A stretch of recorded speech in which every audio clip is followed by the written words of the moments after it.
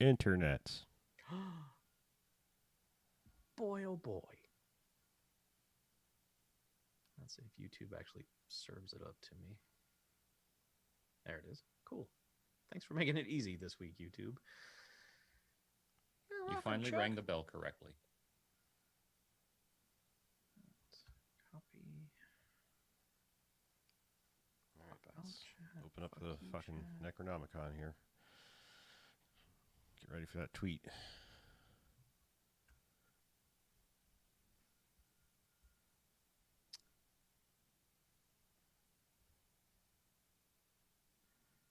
Everyone sounds quiet on the live stream. What? Somebody say that? That's what I am experiencing right now. Oh. Well, I wasn't really saying anything. Ah.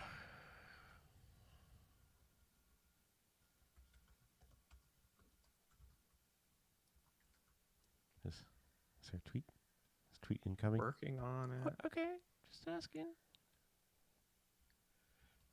I just always never know if, like, always never know. I never know if Twitter's how it's going to decide to show you tweets in what order. So I never Understandable. Know. Tweeted. You have to tell it, and then it ignores it 6 months later. Actually, the app has been pretty good about not changing my preference lately.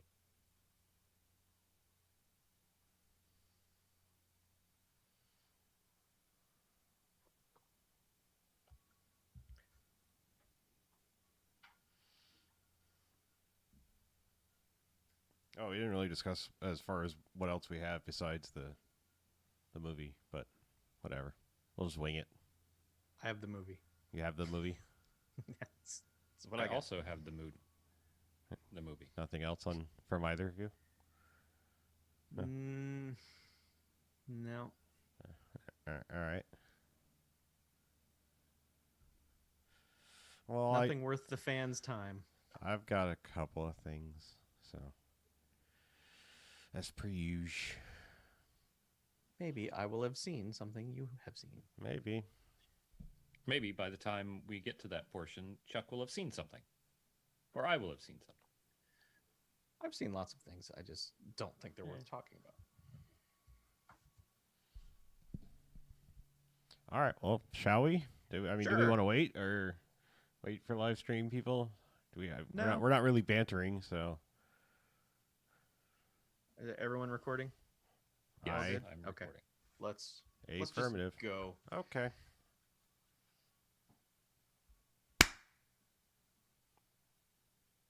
All right. Welcome to the Bamfcast Variety Hour. Hey, Bamfcast. All right. Yeah. Woo. It's Variety It's a Hour podcast. Variety Hour number 17.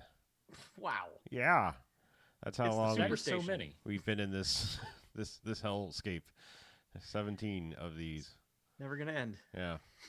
So I'm Harlow. I'm BJ. I'm Chuck. Yeah. And no Mackie this week. No. But yes, But we're back. we are back. We So, got stuff. We do. sort of. We have stuff and things. We did a homework movie that we have all watched.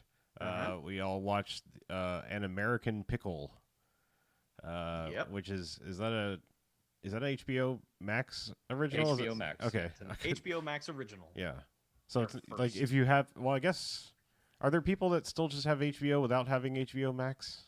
Oh, yeah, like millions of people? people around the country. Okay, well, I Not- didn't know if, like, you know, your like all HBO Go things became HBO Max, or if it was just HBO Now. Like, I didn't know if like people have access. No, to I this. think if you subscribe to HBO, you get HBO Max, but you Yeah. might be confused about it and not know that you get it. Right. Okay. That's or probably my or it may dad. not be on your app or your device because I think it's also still missing from some people's streaming device Amazon thingies. and Roku, I believe. Yeah, anyway. Still don't have it, but For BJ, go. I don't know. BJ went away. I'm good. Keep going. Oh, okay. Yeah, so that's where it is. But that's what we all watched.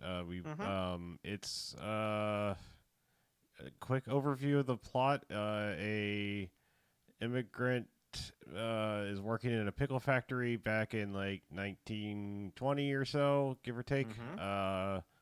And they condemn the building and then are like he falls in a pickle vat. They condemn the building and he just somehow brines himself and survives, in stasis for 100 years, and then They condemn the building the second he falls into the pickle vat. right. Like he falls in, they cover it up and nail the door shut. Yeah. So, Yeah. yeah. I should probably say it's starring Seth Rogen in dual roles. He is playing the 1920s guy and a 2020 version of him, or I think it's 19, but of both ends, because this is all like pre-pandemic, like let's walk around and do things era. Oh, right. Yeah. Remember that fantasy? Vaguely, yeah. But yeah, he's playing dual roles, and yeah, I mean it's mostly just a him show because it's like he's the main characters basically. There really aren't other characters. Yeah, There really not aren't. really. I mean, there's like It's some kinda weird people like that pop in and out briefly, but it's like it's mostly just a one man show almost. Yeah. He's really good at playing these two characters. Yeah. Like it never felt like, oh, that's Seth Rogen just with a beard. I mean, it felt like two distinct characters. I think it's a good acting job from him to pull that off. Yeah, but I mean, I think go ahead. 2020's version seems like just like Seth Rogen with no beard. Yeah, some stubble basically. Yeah, but 1920 Seth Rogen is a distinct character. Yes. Yeah. Did they ever give him like an actual country he was from, or was it just Russian state basically? Like I don't know if He it was a real one or not. Slovenia, Slovakia, I don't know. Like I don't know. I don't know if it's a real country. It might not be. It might just be like, let's make up a thing. But yeah.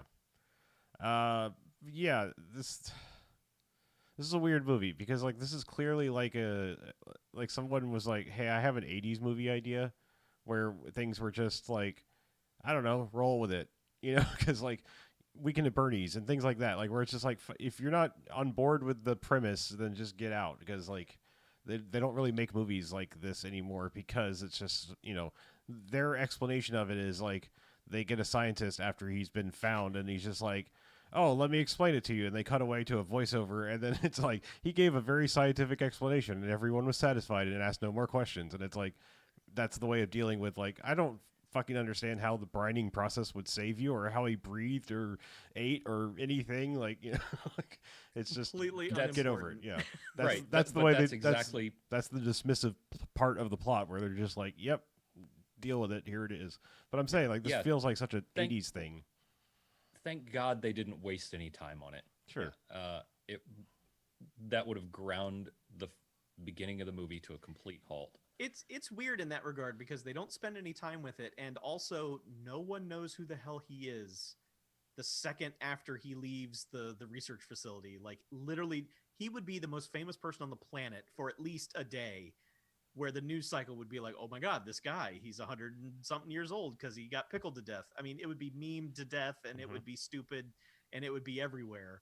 But immediately, no one knows who he is. He's just able to walk around and they're like, oh, cool retro clothes. And yeah, but the plot is Well, like, he wakes up and is like, do I have any living descendants? And it's like, no, your wife is dead. Your son is dead.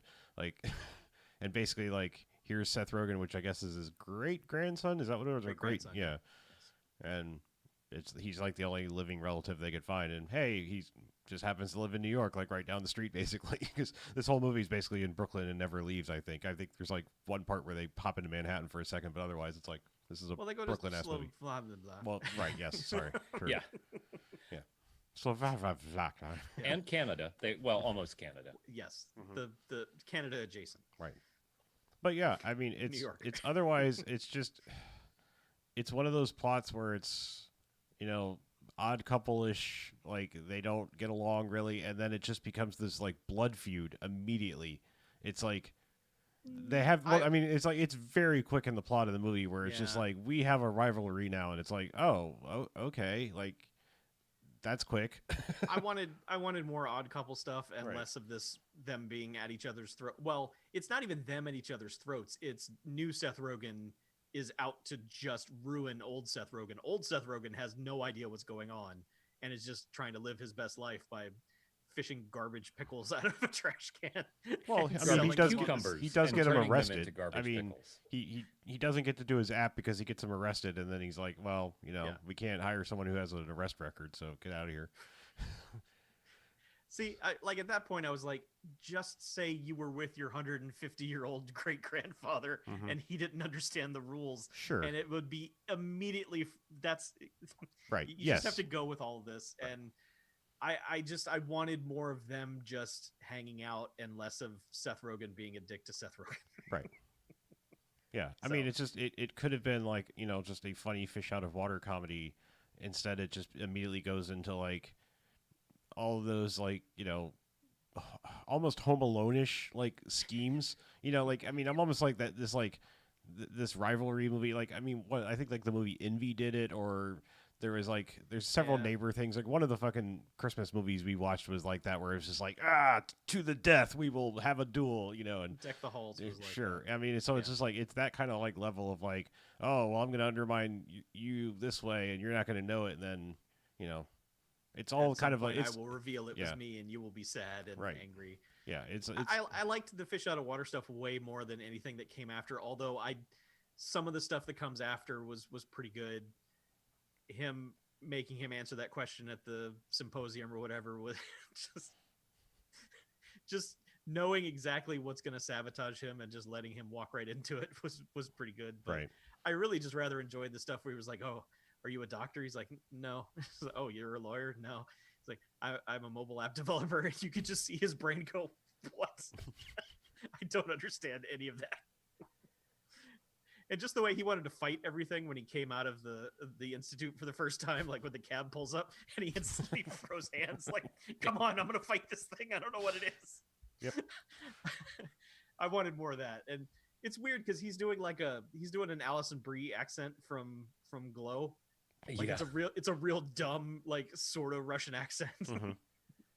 Yeah, but I mean, I was infinitely entertained, not with like the horribly out of date, awful things he was saying, but like when he would just like his, I don't know, like just idioms or whatever. I don't know what you would call them. It was just like Right. just like the random things he would say were just like never stopped being funny to me. Like, and my favorite one is towards the very end of the movie where he's like, because I mean, the basic plot is like he's like bringing this old world pickle recipe to life, and it's like all the hipsters in Brooklyn are like, "Oh my god, the best pickles!" And it's like It's not an old well, world pickle well, I'm just recipe. like I mean, he's like, It's salt and gutter garbage. water. right, well, like and rainwater, like trash pickles. Yeah. I mean, it's just like it's this like completely natural pickle recipe, and all the hipsters are like, Yeah. "Oh my god, the best Hipsters pickles!" are- Yeah. These are the best. He's selling them for like $14 a pickle by the end or something like that. And people are like, "Oh, okay," But Take picture of me with telephone device. but so like $10. so basically like new Seth Rogen is like about ready to launch an app, and then there's chaos because like the cemetery where his wife is buried is like has a billboard with a Russian vodka thing. And he's just like Cossacks, Cossacks. and starts fighting. Tries to fight the guys that are putting up the billboard, and then of course gets them both arrested, which makes him not be able to develop his app. And then new Seth Rogen's like, "Well, I'm going to sabotage your pickle empire," and that's the beginning of what happens. And then at first And it's then just it's like, just hey, that. like totally you're doing well, you should totally be on Twitter and just say everything you think. And he's like, oh, okay. racist thought Yeah, he also he calls the health department on him. Mm-hmm. Yeah, I mean, it has your standard like escalation, like madcap escalation thing, for comedy's sake. I guess it's a weird subgenre of comedy that I'm never really been a huge fan of. It's just like, let's watch people be infinitely shitty back and forth, and then just generally come to like, oh, we probably shouldn't have been shitty. And it's like, yeah, like I knew that going into the movie, so what did I get here? Except for a couple of laughs, but. And anyway, like it ends up. I think the point of a comedy is to make you laugh. Sometimes, yes. I mean, but you can also like maybe say something like satire is usually like trying to have a message or something. I don't know. Like I said, I don't like the. I've never been a big fan of like the feudal like subset of comedy where it's just like two people just going straight to the extremes like so fast. It's that War of the Roses thing. I'm Right. just like, just tone it down, guys. Yeah, it's just like talk Yeah, it out. I just wanted them being sweet to each other and Right. helping each other out, and instead it was just like, I will fucking. But I mean, ruin like you. everything about like the problem with this is like I was watching this and at a certain point I was like, oh, this is basically like Born in East LA. Because like there's a point where like the wrong Seth Rogen gets deported back to Afghanistan, or whatever, and has like no ability to prove. Like you could just say like literally anything modern from the last 100 years that this other guy's going to be like, oh, I have no idea. Like what? Yeah. Yeah. The trial was a bit of a sham, I would Right, say. right. I mean, like, what's your social security number? And then one of them's going to be like, what is the social security number? Yeah. Yeah. He's just gonna go L. Yeah. Two. 2. Yeah. Or I don't know, check fingerprints. Right. Or... I mean, yes. I'm just saying, like, there's a lot of like, oh, well, he doesn't have a beard, so clearly he's not him. Like, thing. I do kind of appreciate the movie just presenting the dumbest possible solution to anything and just going, well, that's obviously how we're getting out of this. Right. But what I was getting to is at the very end when they finally reconcile and like he's like, hey, like I can't sell my app anymore, but why don't we start a pickle business and I'll do all the marketing and everything and you make the pickles. And then they're like, great, we're family, we're friends again. And then he's just like, oh, by the way, like, wait till you figure out all the other things you can pickle. And he just offhand he's like, I'm just figuring things out, and here you are throwing a pickled watermelon at me. It's just like the way he says that. It's like that line was like the one line that really got me the most out of everything.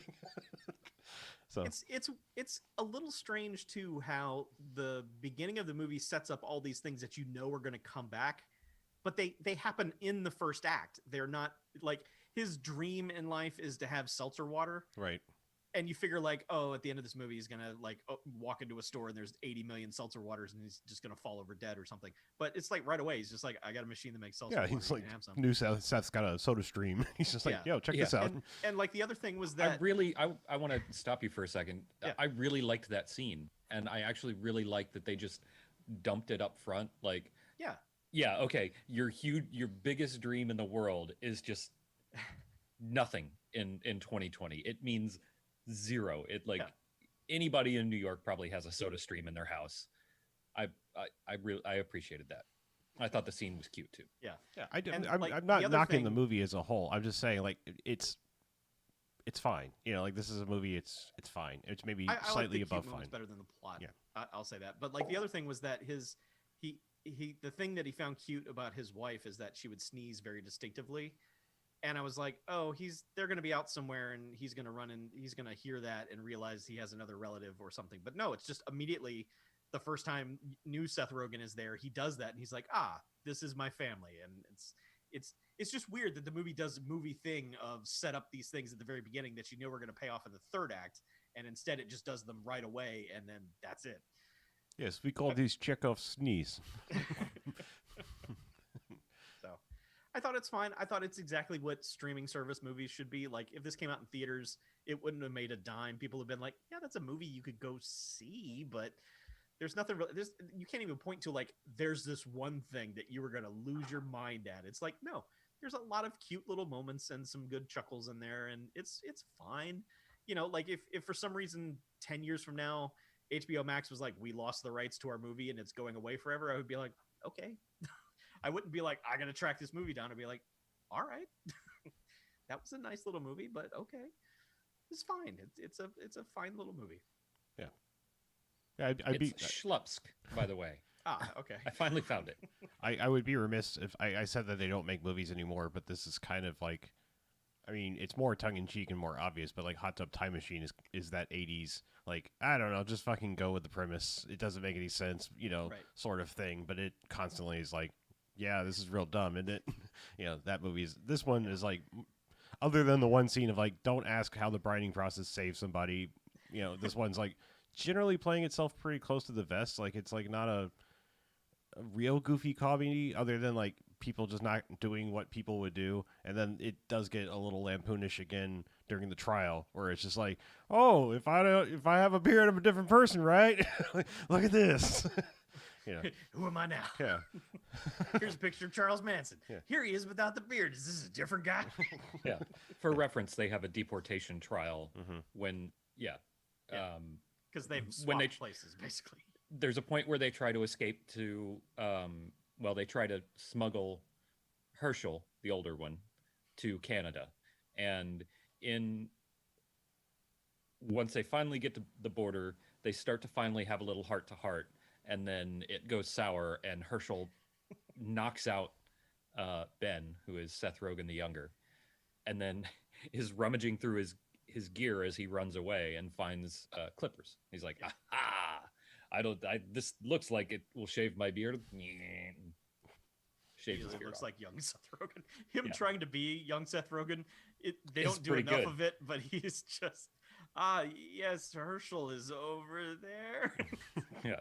He's So the one you're looking for. Yeah. he tells these border patrol agents that that Herschel is over there instead of him.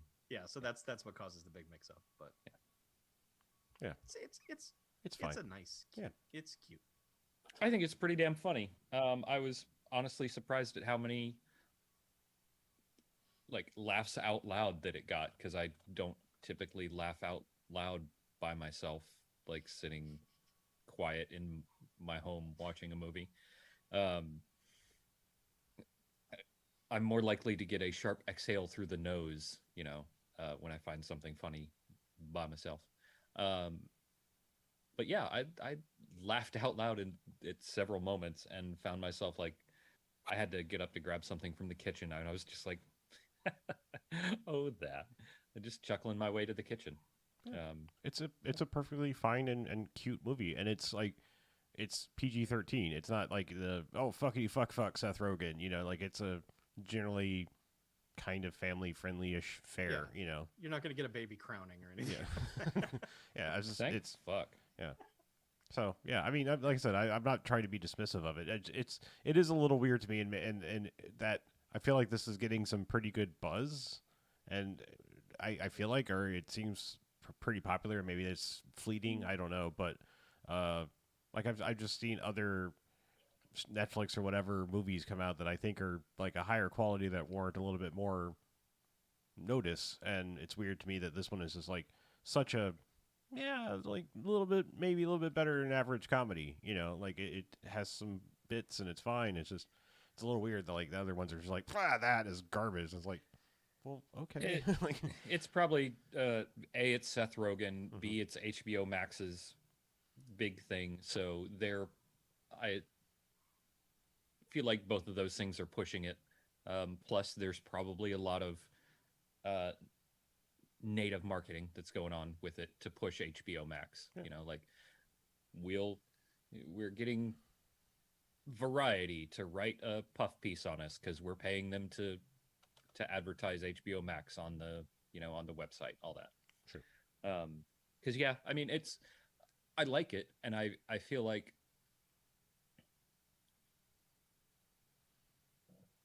it's good enough to stand on its own merits.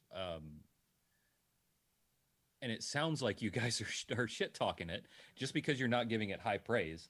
I know you're not. It's just that's kind of the way it sounds. But it's good. It's fine. It's not a waste of your time. No. I mean, it's a textbook example of a 3-star movie. It's like, that's good. That's better than average. It's totally fine. Yeah, didn't wow me. Away. Yeah, didn't really underwhelm me or anything like that. It's just we're good. Like it is an enjoyable way to spend 90 minutes. Yeah, I didn't know what, and that's another thing too. It's 90 minutes. Yeah. Thank God. I mean, like I saw some people like saying like this movie needed room to breathe. I'm like, no, it did not. 90 minutes. We're good with that. Yeah, I mean, I would have shifted the flow a little bit more of, putting a little bit more in the first act, like you said, like, have them be buddy a little bit longer before it's like, and now this means war moments. So. Yeah.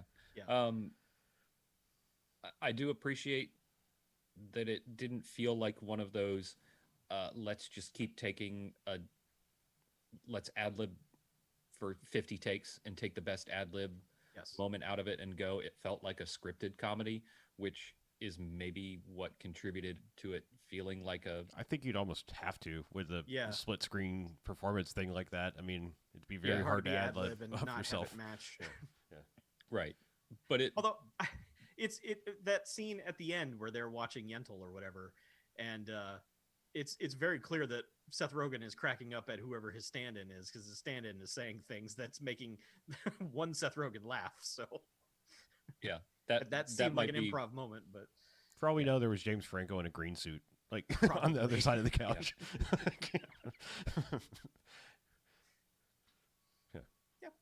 Yeah, it's fine. If you have HBO Max, you should watch that. Mm-hmm. Yeah. Like, also watch like Palm Springs. Like, a lot of these things that are coming out are good. Like, there's some good content out there on these streaming services. So it's a nice surprise. I just it's such a weird blasé attitude, and I guess where I'm coming from is like, it's so weird that like there's some really quality entertainment coming to these services, and still people are just like, garbage, and it's like, what the hell? Like, you just had a very decent experience delivered to your home for kind of free for a thing you're already utilizing. It's like, holy shit! Like, what the hell do you want? Yeah, there's like. And I know Chuck complains about never being able to find whatever the new thing is on Netflix. I think Chuck's Netflix is broken personally, but I guess we can lead right into maybe second half talk. Sure. Second half kind of talk. And I only start to do that because I actually remembered a thing that I had watched.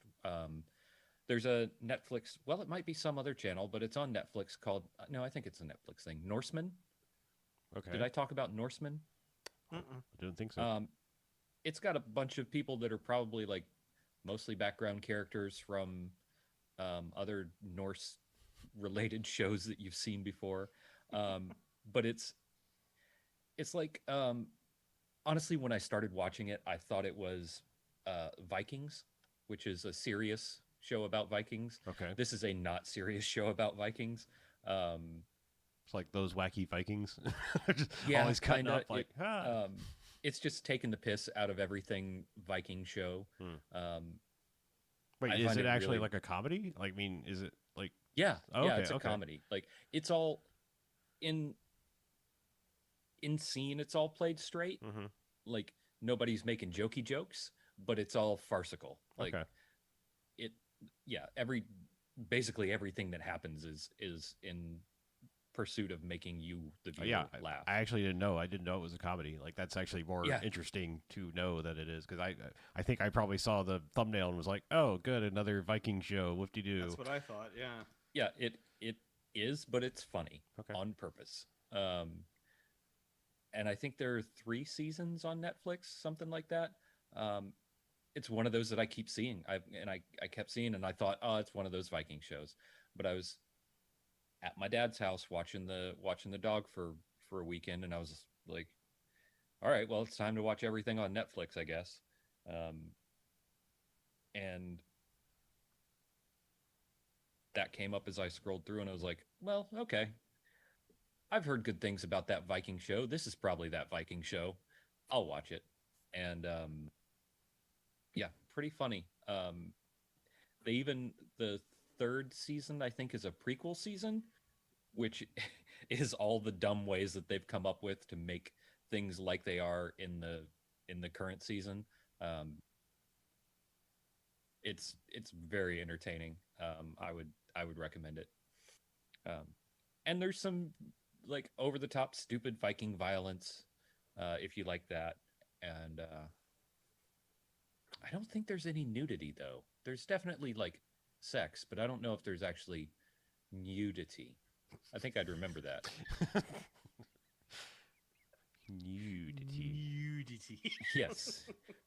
Whereupon one's bosoms or butt or... I think that's like I think he said that with the U with the umlauts over it. It was like nudity. Bosoms. Yeah. Yeah. Well, Please yeah, fondle so my buttocks. Yeah. If it was on HBO, it would just be, oh, yeah. hot Norse dongs. Yeah.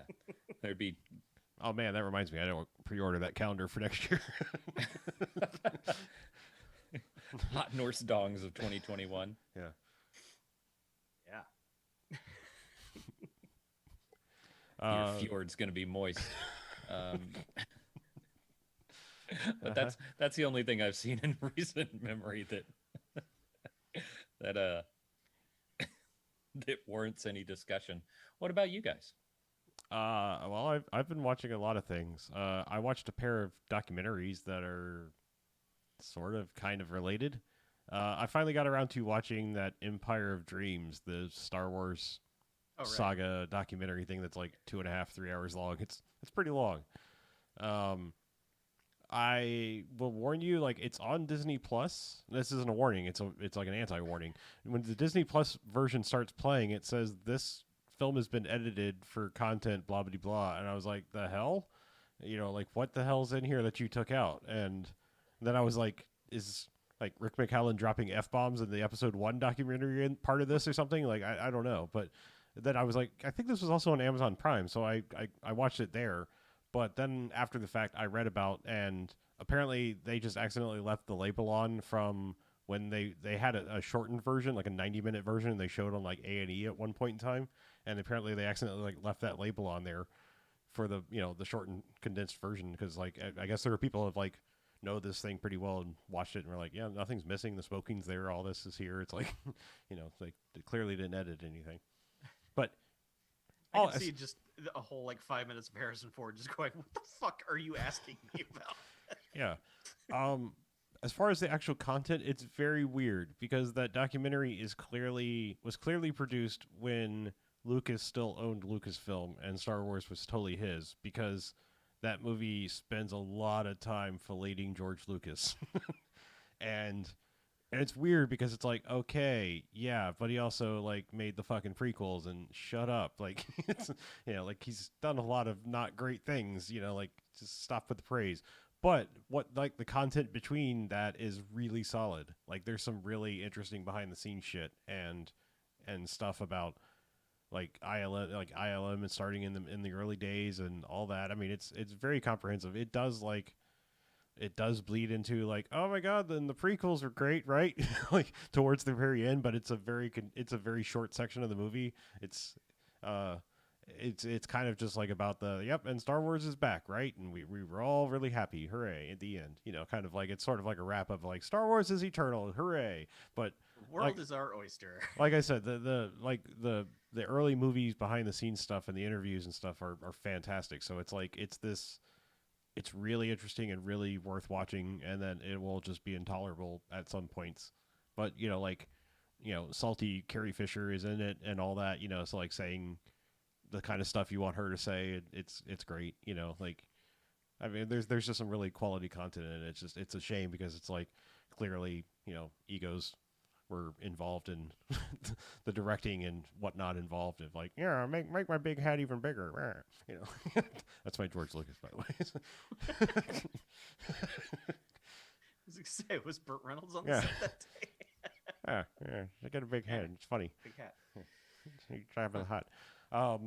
But no, I'd still actually recommend it. Like it's like I said, it's parts of it are insufferable, but like the nuggets of good stuff that are.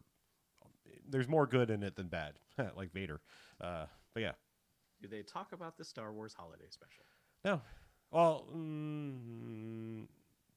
actually, I think it might have gotten a brief mention, only in talking about the origin of Boba Fett. Okay. Yeah. Yeah, I think it might have gotten a quick mention only because of that. But yeah, no, like I said, it's a good thing. Like I said, it's just part of it is like, oh god, just stop. Like, stop. You forget, man, there's a whole generation of people who love them prequels. They're wrong. Mm-hmm. They are, but they exist, and so we have to deal with it. Right. So, and I mean, but they also like, oh man, like the special editions were great too, and man, he finally gets to get his vision made, and it's like, it hits that point in the documentary, and you're just like, oh god, you're so clearly like pushing an agenda here, George. like no one is on board with this message. So I mean, do you think there will ever be an official, honest Star Wars documentary, like in any way, shape, or form? Is anyone not ever until Lucas going dies? Yeah, not until Lucas dies. Yeah. But do you think, like, honestly, like Disney would put out the hit piece on it and just be like, "Hey, them prequels suck." Am I right? No, but I don't know. I mean, yeah, the closest we got was that one from 10 years ago or something like that. that might be this one, right? I mean, this was from 2000. This was from 2004. Like this, they were making this to coincide with the DVD releases when that was a big thing. I seem to remember one that was kind of slightly critical, or maybe it just showed off how everybody was just nodding their heads and going, "Yeah, sure, George. Okay, whatever, George." The episode 1 documentary is like, it has a weird secret agenda. Like it is subversive. Like the episode 1 documentary, I cannot recommend enough. The thing that was on like the episode 1 DVD, like the special features, because it is like the documentary people clearly had a secret agenda to show off how creepy George Lucas was and how Rick McCallum was just a ass kisser. Like, yeah, that's great, George. The kids are gonna love that. Like, yeah, that's probably what I'm thinking. And super weird homeschooled daughter and stuff. It's like, yeah, it's clearly like he was like, oh, this is great. Yeah, he's showing me all this stuff and then all my visions and stuff. And it's like they're like, oh my god, I can't believe like he thinks this is a good thing that people want to see. Yeah. So they talk about the pinball machine that destroyed pinball forever. No. It didn't destroy pinball forever. No, but that's what that documentary made it seem like, that pinball documentary we watched, where it was just like, and then pinball was dead. Yeah. Because of the fucking Star Wars. Because of Star Wars. Yeah. But a much more lighthearted and I think a much more entertaining in a way. Like I said, the footage features of that Star Wars thing are really good. It's just a lot of the other of it is insufferable. But I finally watched that Galaxy Quest documentary called Never Surrender. Oh, yeah. Yeah. That is really fun. They like kind of gave, as much as they could, they kind of gave the Trekkies documentary treatment to Galaxy Quest. I mean, you can't obviously do what they did purely in Trekkies, which is just follow fans, because there's not that big of a following for Galaxy Quest, but there are some. like there are some diehard Galaxy Quest fans who like go out and cosplay to these things and as the weird aliens and whatnot from Galaxy Quest. But yeah, so it's a really fun documentary, and it's like I absolutely adore the way that it opens, and I'm not even going to tell you what it is because it's like they slam this text up on the screen that's a quote that is just amazing, and then dump you right into the documentary. Like it's a really fun, breezy documentary about what I still say, even though it has a documentary about it, a criminally underrated movie. Does that thing talk about the movie that it was supposed to be? About like the R version or whatever? Yeah. Sort of. I mean, well, they were going for PG-13, and they made them go down to a PG. Yeah. Yeah. So it's like Tony Shalhoub was supposed to be high, and that's still clearly there. No, it's there, but you never see it. Right. Like he just comes across as like a dumb guy. Yeah, I mean, they definitely talk about the very clear, like, we just dubbed in, well, screw that line just for Sigourney Weaver, and they didn't even bother to like try to fix the lips. Yeah. But yeah, I mean, they do talk about that and stuff. But yeah, it's a fascinating documentary, and like the director guy is like super cool. Like I know he's kind of gone on to make shit, I think. Like I seem to recall like everything past Galaxy Quest. It's like, oh, what the hell? Most of it. You're anyway. not wrong. Yeah, but like he just seems like a super cool dude who just got it like right off the bat. Like I don't know. It's a super fun documentary. It's on Amazon Prime, so if you have that, like most people do, it's there. We do, yeah. Yeah, I really enjoyed it. Like it's just the right level of like we get it. Like and they interview basically everybody except for Alan Rickman, unfortunately. So. Oh, why didn't they just interview him? Because he's not among the living. I'm Don't they have that technology? No. They couldn't Grand Moff Tarkin him back for an interview? Wait, even Sam Rockwell came back and talked about it? Oh, yeah. Okay. Hell yeah. He seems like the one who would be like, nah, I'm not talking about this. Oh, no. He's actually like the first person you see. Like he's like the first person they cut to. It's like, oh, yeah, there's Sam Rockwell. Yeah, no, they interviewed Tony Shalhoub, like everybody. Like, Tim Allen, Sigourney Weaver, they were all involved and talked to in this. I mean, Was Tim Allen bitter about it? Huh? Was Tim Allen bitter about it? I know he's been bitter about it. He was like, this was supposed to be my thing. Like, I was supposed to be huge after this. I don't think so, no. Okay. I didn't get that impression from him, like, even in the slightest. Yeah. No, there's some fun, candid talk and, some...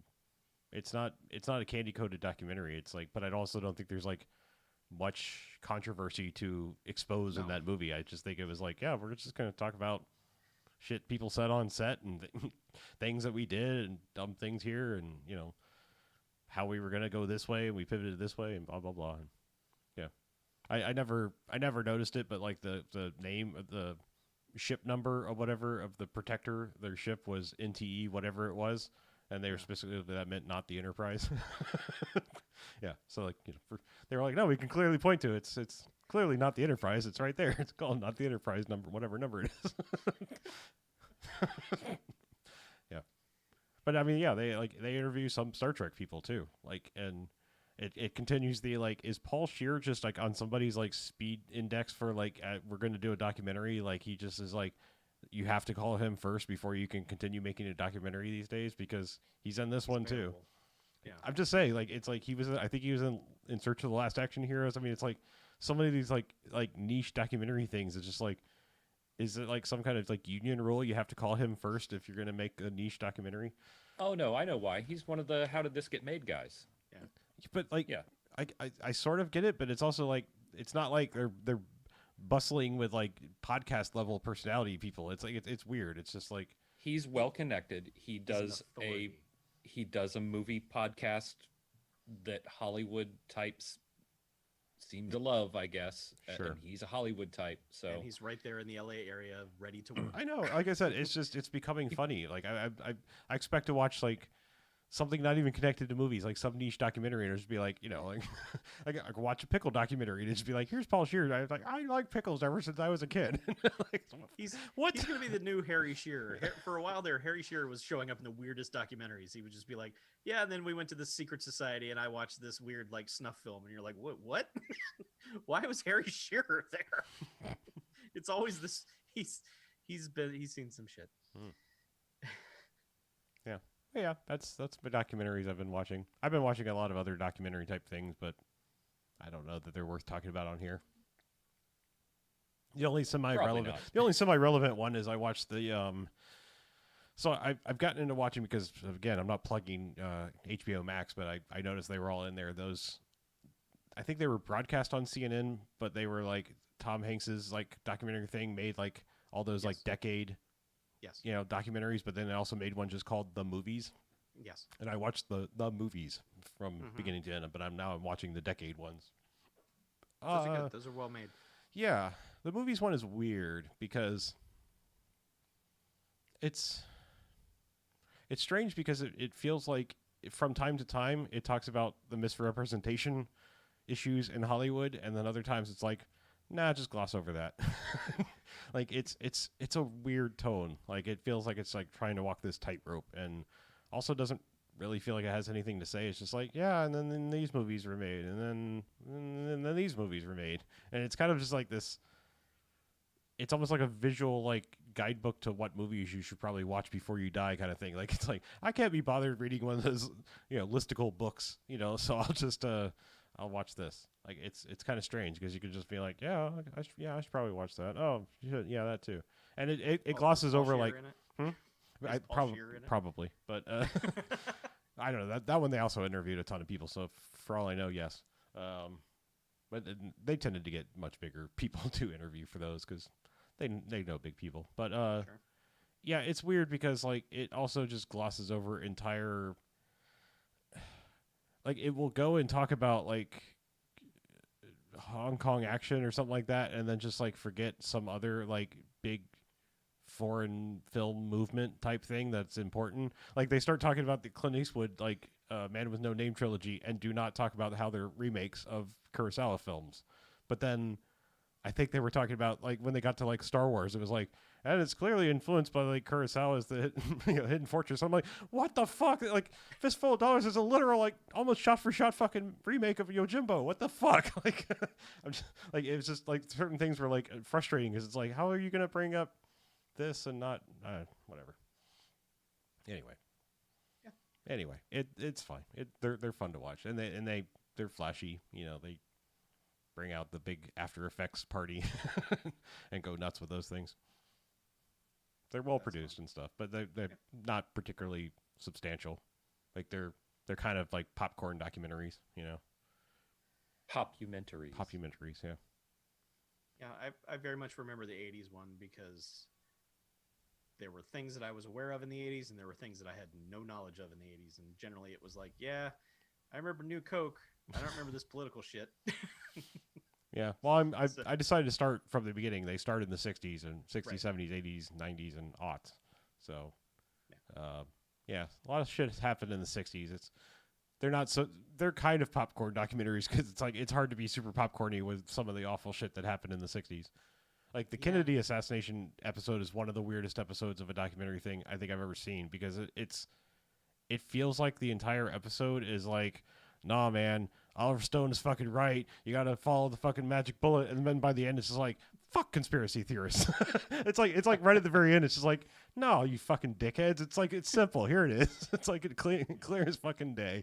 Like you're right. I remember watching that. Yeah, it's the weirdest fucking swerve. The whole thing, it feels like no, and then it's like, and you're like, oh shit, that's the real guy that Kevin Costner was, and like all this, and like holy shit, and then by the end, it's just like, nah, fuck all that shit. We were just messing with you. It's like they come back from the last commercial break, and it's like, okay, look, y'all. Yeah, we were just. Here's what happened. Yeah. Lee Harvey Oswald shot him. With this gun. Here's the wound. Here's what happened. That's what it was. Mm-hmm. The rest of the stuff is bullshit. Yeah, I do remember that one specifically, thinking like, wow, this is really gonna blow the lid off it. And it was just like, nah, you fucking idiots. Yeah, kind of. I was there. I was standing next to him. It's the weirdest fucking thing. Like that episode was like, what the shit is going on? It's almost like they just have Lee Harvey Oswald there, and it's like, no, I did it. Yeah, basically, yeah. And then roll credits. What? Yep, it's a strange one. All right, so the last thing I watched before we do some correspondence and maybe make this a very short episode, I did a real dumb thing. This is not a brag to like get anything. It's just dumb connective tissue in my head. I had a birthday yesterday, so.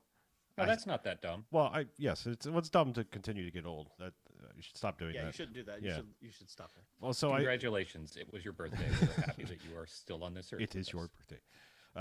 So on one day I was going to cease being 42, and on the next day I was going to be 43.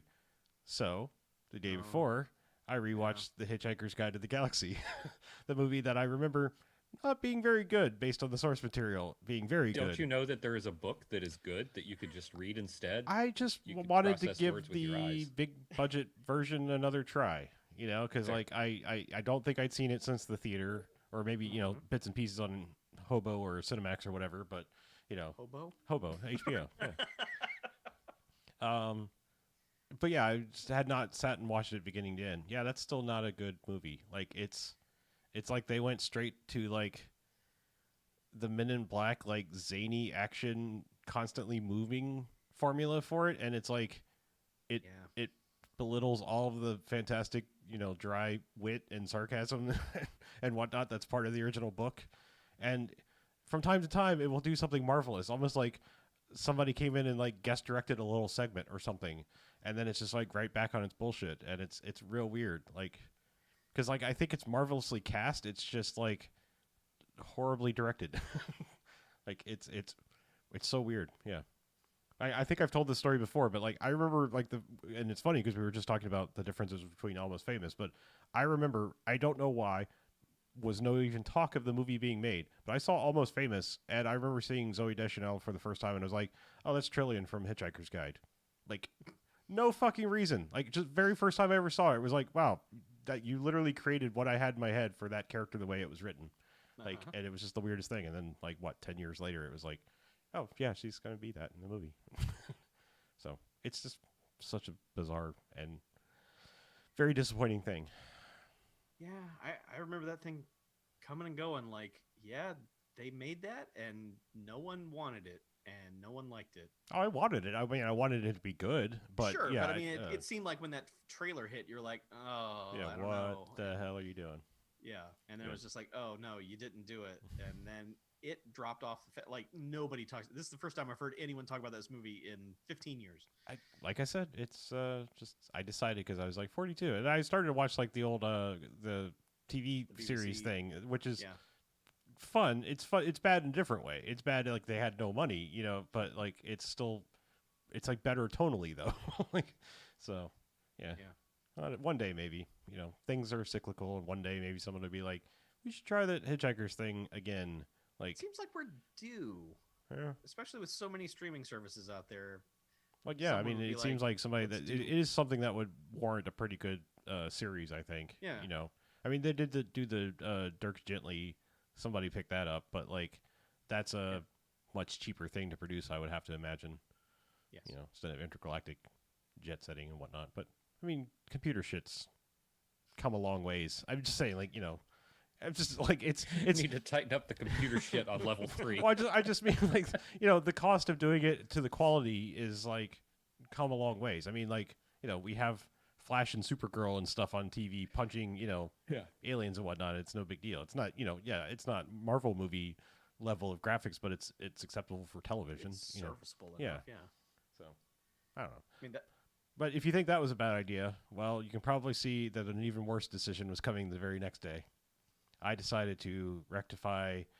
I don't know if it's a hole in things that I'd never seen, but I watched movie 43. Oh, son. Yeah, I never seen it, so I just did this recently. That is holy shit. Like, why does that exist? Like, how does that exist? Like that. Yeah. That I kind of immediately like had to get online. I was like, am I missing some kind of like monkey's paw deal with the devil went down to Georgia shit like that happened? Like, who fucking sold whose soul to who that thing exists? Okay. This is important though. Okay. In the version that you watched, what was the framing device? I apparently watched the international or the unrated.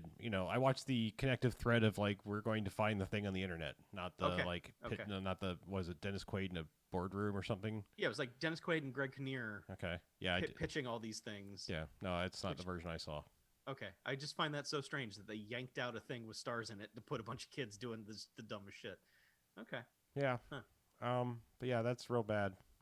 Like, in every capacity, like, it could possibly be bad. Like, it's like like it's offensive without being funny, and it's not funny because it's offensive.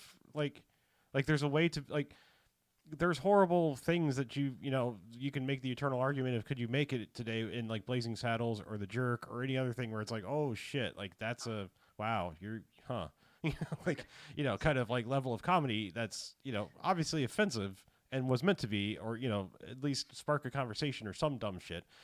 This is just like, I don't know, Stephen Merchant's now a Chinese guy.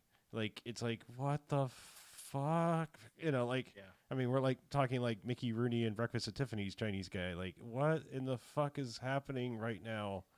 Yeah. Yeah. There are two things I can point to in that movie that made me laugh.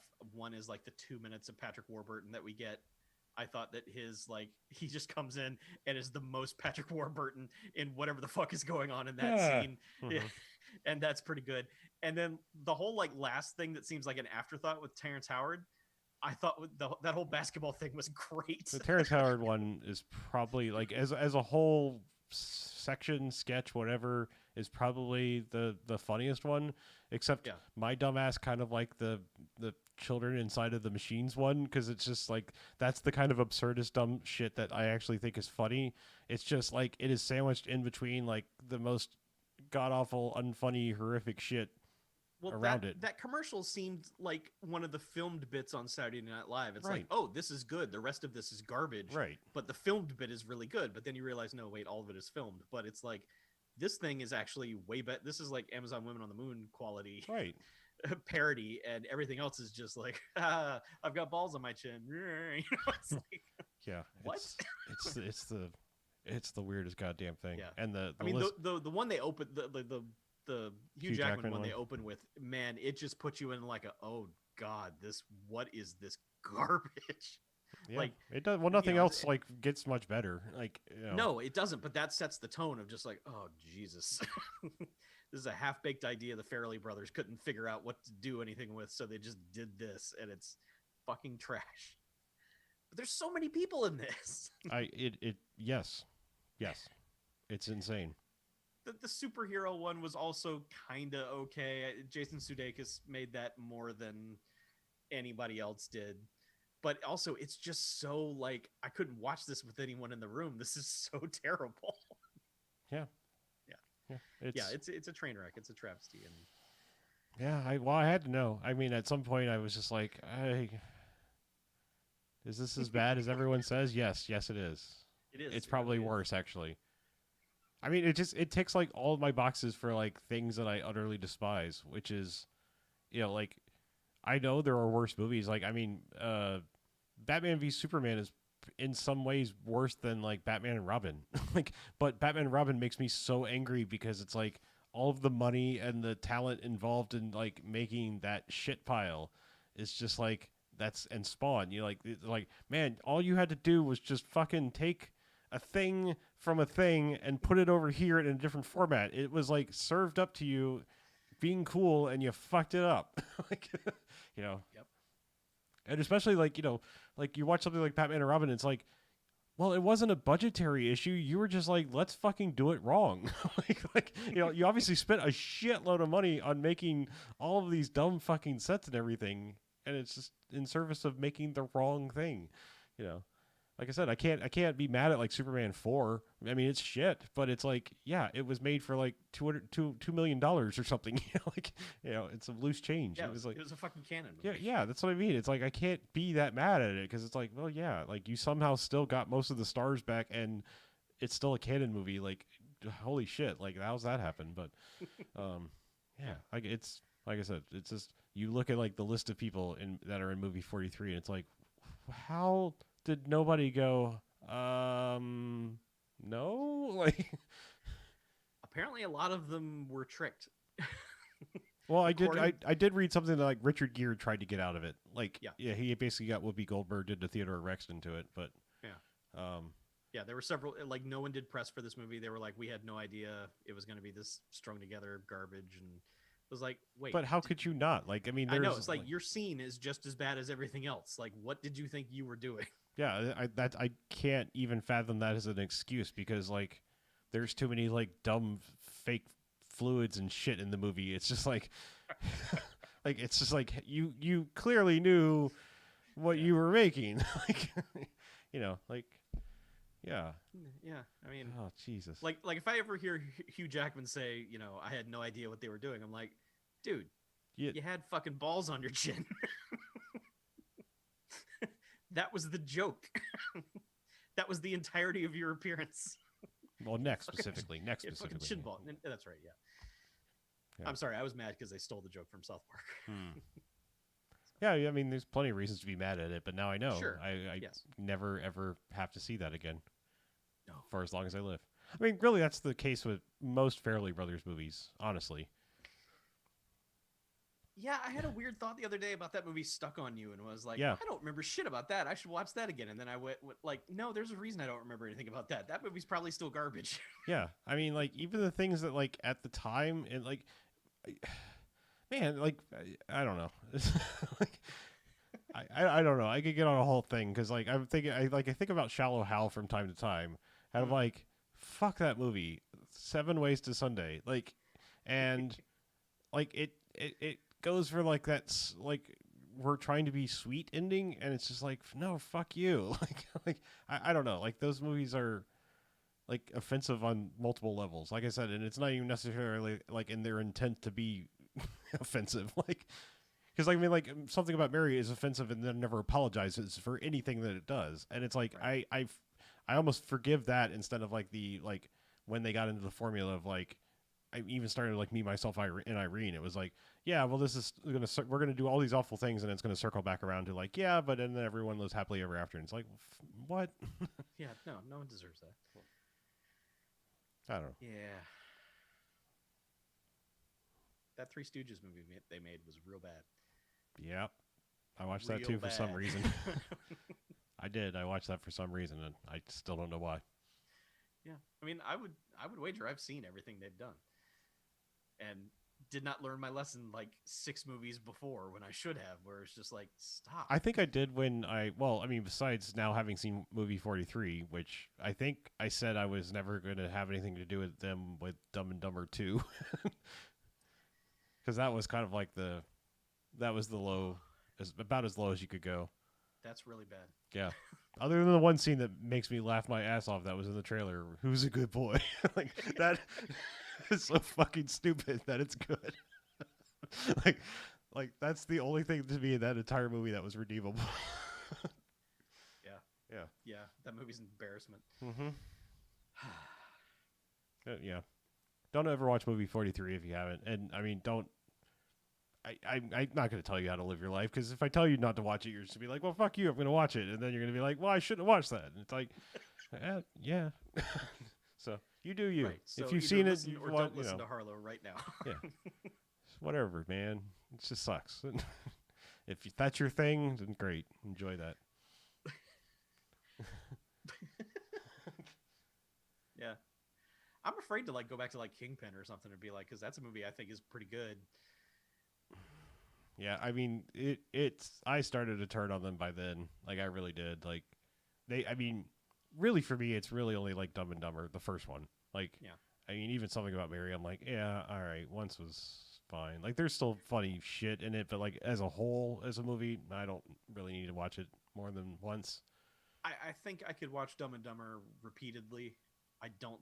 Any of the others would be like, I just need to check in on this and see what's going on. Right. So, yeah. Oh well.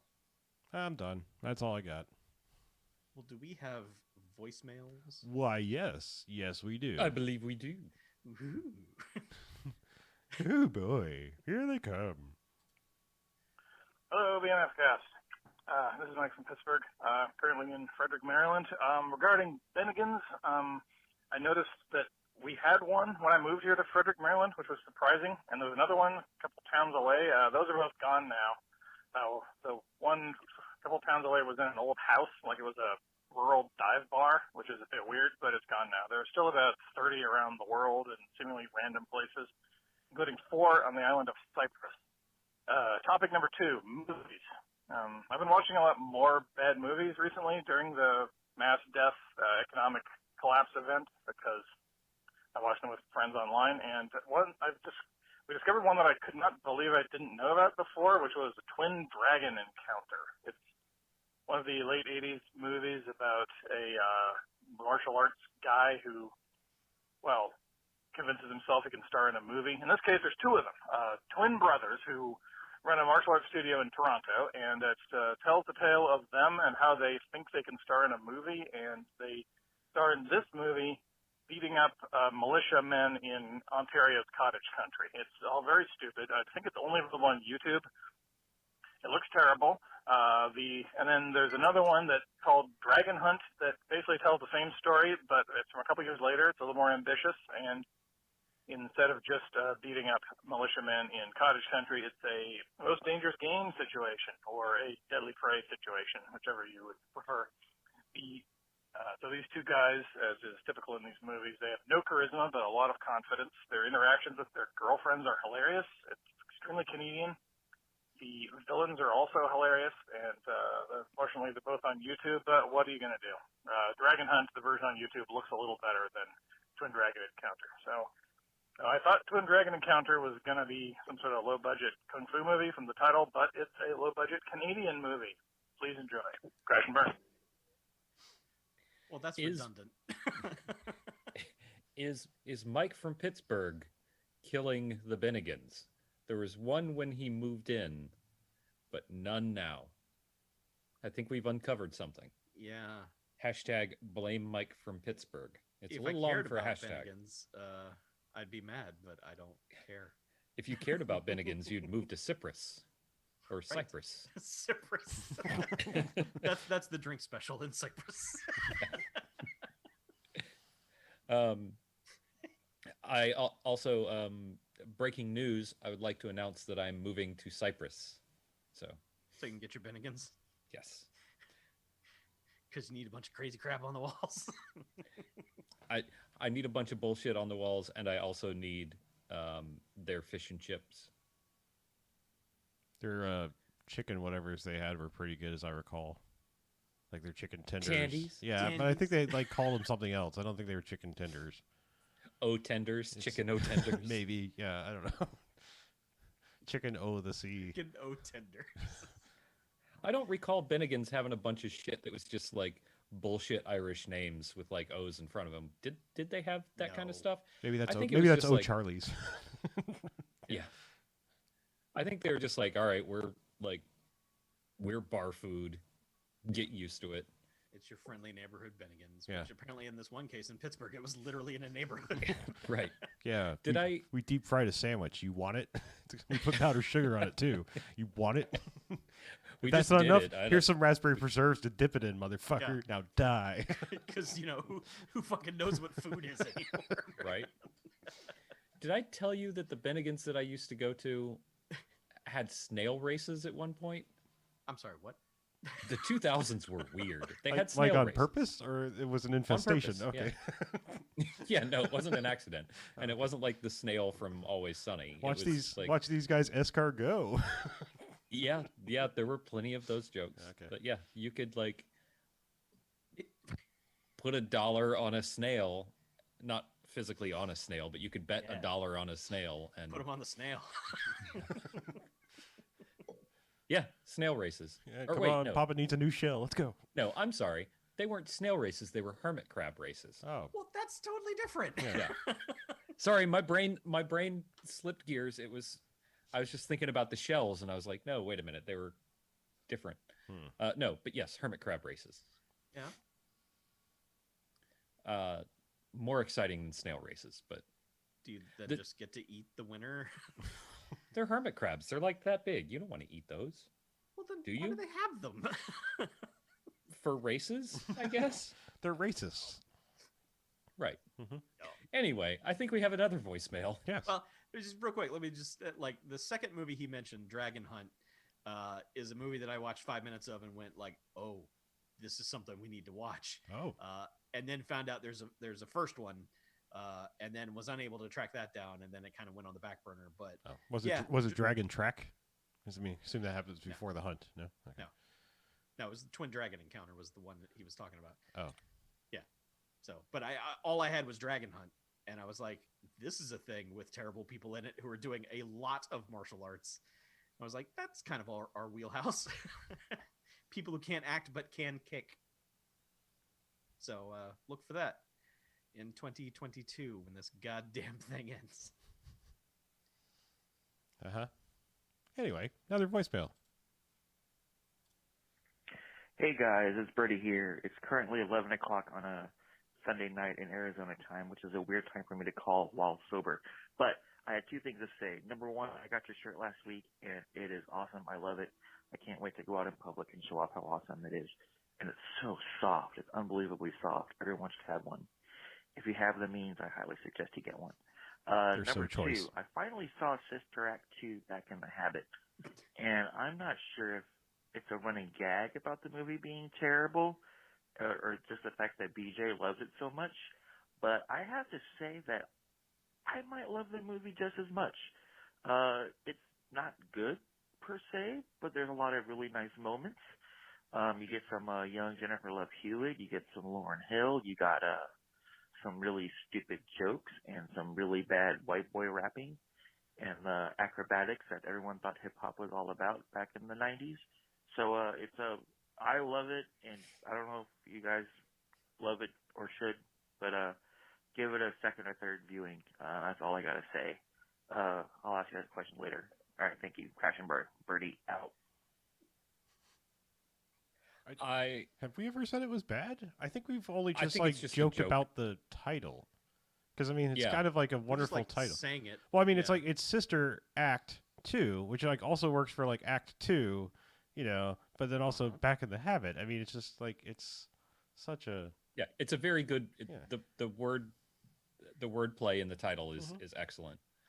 No, it's good. Kathy Najimy, as always, you know, classic Kathy Najimy. I don't think I don't remember us actually trash talking it, except for the fact that it's probably like, white people writing a movie that stars a black woman, that also is about hip hop, and it being kind of cringy because of what white people think hip hop is, or in the way that white people think hip hop is how they think it is. But yeah, the sister acts are good, and you should like them. If you don't, a pox on you. Yeah, I just feel like the I'm taking titles, some strong stance. The titles kind of become like Breaking 2. Like it's like Sister Act 2, Back in the Habit. It's like it's another like it's kind of like a good like like it's like another kind of good punchline title. Yeah. Inception 2, Back in the Habit. Mm-hmm. I always think of it like that movie to me is like along with Weekend at Bernie's 2 and Another Stakeout of just like, we got to do it again. We got to do the thing again. I don't know why. It's so convoluted, but whatever. Everyone's here. So let's do the thing again. It's just one of those sequels where it's just like, is this necessary? Like, did you have an idea or did you just have money? And a want for more money. Yes. Yeah. So I got nothing against it. It's just like, man, it's just Bruce Willis running down a hallway just has the same thing happen to the same guy twice. Just applies to all these movies. Just like, how does the same sister act twice? Back in the Habit. Just when I thought I was out of the habit, they pulled me back in.